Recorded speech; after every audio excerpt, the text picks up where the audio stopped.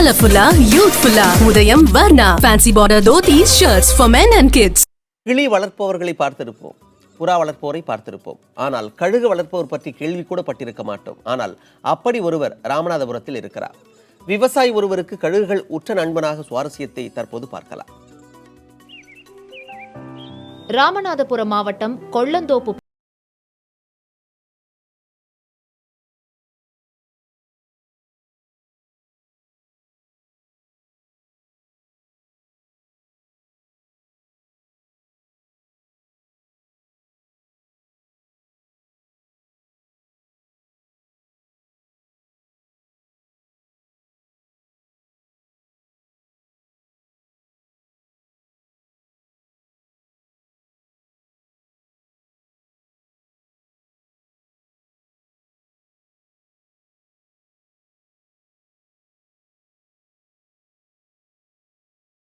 பறவையானது ஒரு சென்டிமெண்ட் கதை.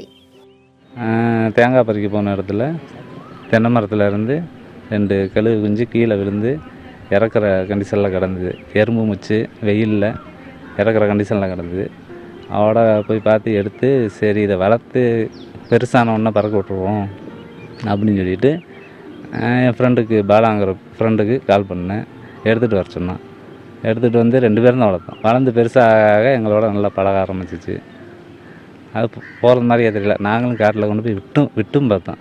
பெருசான பின்னாடி காட்டில் கொண்டு போய் விட்டும் பார்த்தோம், போகலை. இவர் வைக்கும் உணவை கோழியும் கழுகுகளும் ஒன்றாக கொத்தி தின்பதும், வெளியிலிருந்து பருந்தோ அல்லது கழுகினங்களோ கோழி குஞ்சுகளை தூக்கும் நோக்கத்தில் அங்கு வந்தால் அவைகளை சத்தமிட்டு விரட்டி அடித்து பாதுகாப்பதும் இந்த கழுகுகள்தான். காலையில் வந்து நான் தூங்கி எந்திரிக்கும் போது அது சவுண்டில் தான் எந்திரிப்பேன். கத்திக்கிட்டே இருக்கும். நான் ஒரு குச்சியில் தான் படுப்பேன். குச்சி மேலே தான் இருந்து கத்திக்கிட்டே இருக்கேன். அந்த சவுண்டில் தான் எந்திரிப்பேன். இற வச்சோடனே சாப்பிட்டுட்டு அது போயிடும். நான் அதுக்கப்புறம் தான் வேலையை கிளம்புவேன். கரெக்டாக நான் போயிட்டு எத்தனை மணிக்கு வந்தாலும் கரெக்டாக அது வந்து கத்திக்கிட்டு இருக்கும். ஆனால் அது வேறு அடுத்த ஆளுகளை கண்டால் கொஞ்சம் பயப்படும். என்கிட்ட நல்ல பாசமாக இருக்கும். கழுகுகளுடனான ரமேஷின் அன்பை அவரது உறவினர்களும் அங்கீகரித்து பாதுகாக்கிறார்கள். என்ன மீன் வாங்கி வச்சிருந்தாலும் என் மையன் வீட்டில் எடுத்துக்கு வந்து வச்சிருவாப்பில்ல. டெய்லி எப்படியும் 10, 30 ரூபா, 40 ரூபா, 50 ரூபாய்க்கு நாங்கள் மீன் வாங்கி அந்த கழுகு போட்டது. இங்கே இருந்து அந்த மீன் வரலைன்னாலும் பெரிய வட்டனமாதும் போய் மீன் வாங்கிட்டு வந்து அந்த கழுகு வச்சிடுறது. நாங்கள்லாம் திட்டுறதேன், இந்த கழுகை வளர்த்து எதுக்குண்டு. அவன் கேட்கவே இல்லை. எத்தனையோ பேர் கேட்டாங்க.